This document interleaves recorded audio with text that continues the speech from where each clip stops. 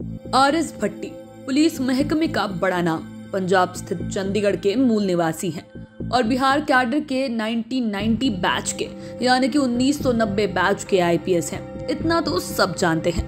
बहुत लोग ये भी जानते हैं कि शहाबुद्दीन को इन्होंने ही गिरफ्तार करवाया था।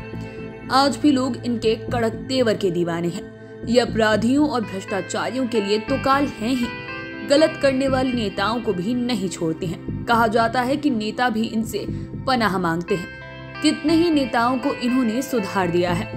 ऐसे में हम आपको 5 PM के 5 का तड़का में उनकी 5 कड़क कहानियां बताएंगे, जो नेताओं के लिए तो सीख है ही, पुलिस वालों के लिए भी प्रेरक है और उनसे सीखने की जरूरत है। वहीं आप डिस्क्रिप्शन बॉक्स में लिंक पर क्लिक कर आरएस भट्टी पार्ट 1 और पार्ट 2 पढ़ सकते हैं। सबसे पहले 5वें नंबर की बात करते हैं। दरअसल आरएस भट्टी अपने करियर में इतने बड़े बड़े काम कर चुके हैं कि उन पर कई कहानियां बन जाएंगी और कौन 1 नंबर और कौन 5 नंबर ये चुनना भी बड़ी समस्या है। यहाँ हम बात कर रहे हैं 5वें नंबर पर जहानाबाद पोस्टिंग के समय की। कहा जाता है कि जब आईपीएस के रूप में वो बिहार आए थे, तब यहाँ अपराधियों के साथ ही नक्सलियों का भी दौर था और उस दौर में जहानाबाद इसे लेकर काफी बदनाम हो गया था और भट्टी ही पुलिस विभाग के पहले अफसर रहे हैं जो रणवीर सेना से भी भिड़ गए थे। उनकी जहानाबाद में रणवीर सेना से मुठभेड़ भी हुई थी। दरअसल बिहार में पोस्टिंग के बाद आईपीएस राजविंदर सिंह भट्टी को कई ऐसे जिलों का एसपी बनाया गया जहां कुख्यात अपराधियों का बोलबाला था। वो एक ऐसा दौर था जब नक्सलियों के साथ साथ रणवीर सेना का भी प्रभाव था। उस वक्त बिहार और झारखंड एक थे। इसे देखते हुए तब इन्हें जहानाबाद का एसपी बनाया गया था। इनकी पहली मुठभेड़ रणवीर सेना से हुई थी और रणवीर सेना को पीछे हटना पड़ा था। अब बात करते हैं 4थे नंबर की। उस समय बिहार नहीं बटा था। बिहार का लंबा भूगोल था, यानी बिहार से झारखंड अलग नहीं हुआ था। तब बोकारो में छोटा राजन नामक अपराधी का आतंक था। हालांकि ये छोटा राजन लोकल वाला था, लेकिन उसके आतंक से लोग सहमे रहते थे। कब किसे उठा ले नहीं कहा जा सकता था। उस समय पूरे बिहार में कड़क एसपी के रूप में आईपीएस आरएस भट्टी का नाम बच्चा बच्चा जानने लगा था। ऐसे में छोटा राजन के आतंक को देखते हुए आरएस भट्टी को बोकारो भेजा गया। जब इनकी पोस्टिंग बोकारो में बतौर एसपी हुई तो लोगों की काफी उम्मीदें जगी और लोगों की उम्मीदों की कसौटी पर ये खरे उतरे। भट्टी ने छोटा राजन को भट्टी में मिलाने में देर भी नहीं की। कहा जाता है कि इनके डर से छोटा राजन ने बोकारो ही नहीं, उस समय के लिए बिहार को भी छोड़ दिया था। लेकिन आईपीएस भट्टी उसे छोड़ने वाले नहीं थे और ऐसा ही हुआ। उन्होंने छोटा राजन को पकड़ने के लिए जाल बिछाया। इन्हें अपने नेटवर्क से पता चला कि छोटा राजन गोवा में छिपा हुआ है। फिर आरएस भट्टी ने कुख्यात छोटा राजन को गोवा से गिरफ्तार कर उन्हें बोकारो लेकर आए। अब बात करते हैं 3रे नंबर की। आज भले ही बाहुबली कहे जाने वाले अनंत सिंह का जमाना है, लेकिन उस समय अनंत सिंह के बड़े भाई दिलीप सिंह की तूती बोलती थी। मोकामा से विधायक बने थे।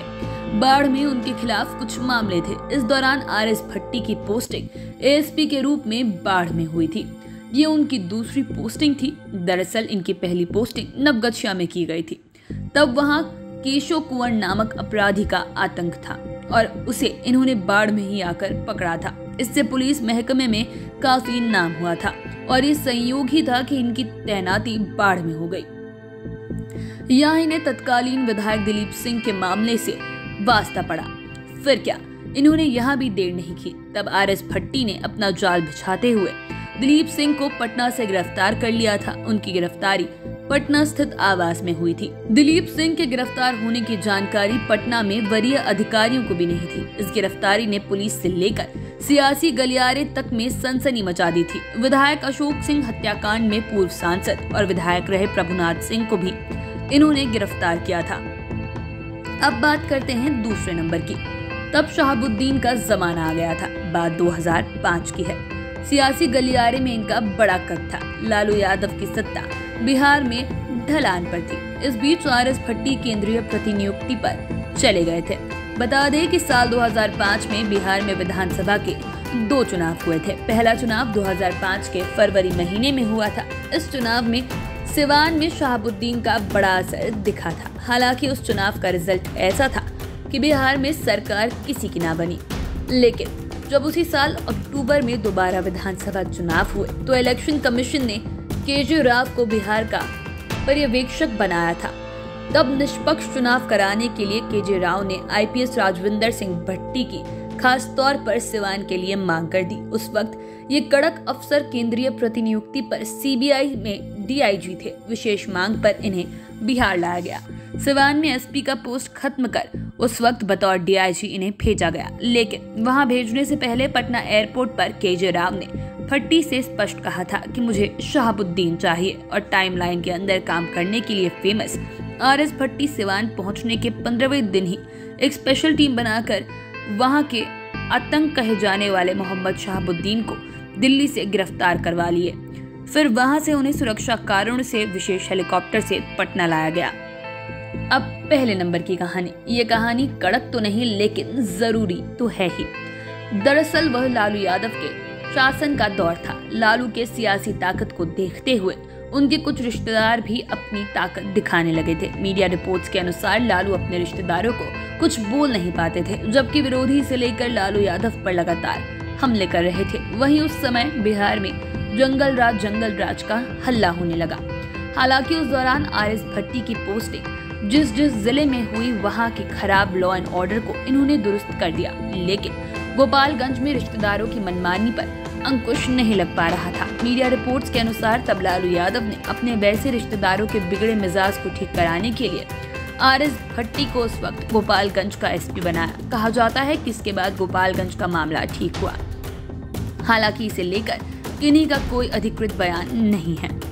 आप चैनल के साथ बने रहें। वीडियो अगर फेसबुक पर देख रहे हैं तो पेज को लाइक करें, यूट्यूब पर देख रहे हैं तो चैनल को सब्सक्राइब करें। धन्यवाद।